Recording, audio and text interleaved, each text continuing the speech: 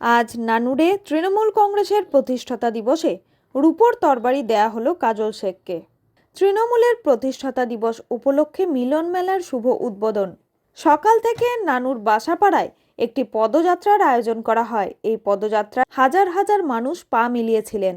পরে বাসপাড়ায় শহীদদের প্রতি সমবেদনা জানানো হয় এবং শহীদ বেদিতে পুষ্পার্ঘ্য নিবেদন করেন সকলেই।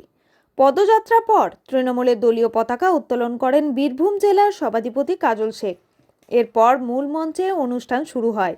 অনুষ্ঠানের শুরুতেই সকলকে উত্তরীয় পুষ্পস্তবক ও মোমেন্টো দিয়ে বরণ করে নেওয়া হয়। এছাড়াও মূল মঞ্চে কাজল শেখকে বিশেষভাবে বরণ করেন কর্মীরা।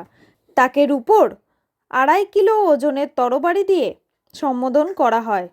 এই অনুষ্ঠানে উপস্থিত ছিলেন বোলপুরের সাংসদ অসিত মাল, নানুরের বিধায়ক বিধানচন্দ্র মাঝি, নানুর ব্লক সভাপতি সুব্রত ভট্টাচার্য, বোলপুর পঞ্চায়েত সমিতির সভাপতি কাজী আব্দুল হানিফ সহ অন্যান্য তৃণমূলের কর্মীবৃন্দ। এই মিলন মেলা 7 দিন বিভিন্ন ধরনের সাংস্কৃতিক অনুষ্ঠান চলবে।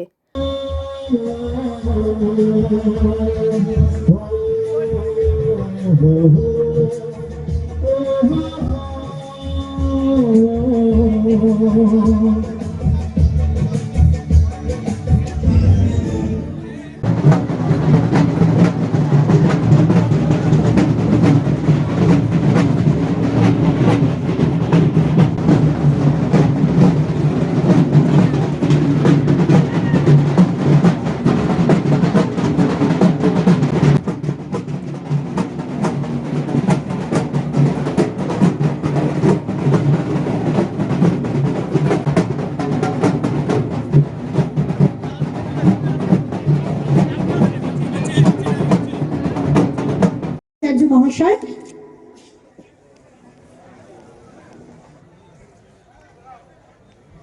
চলছে আমাদের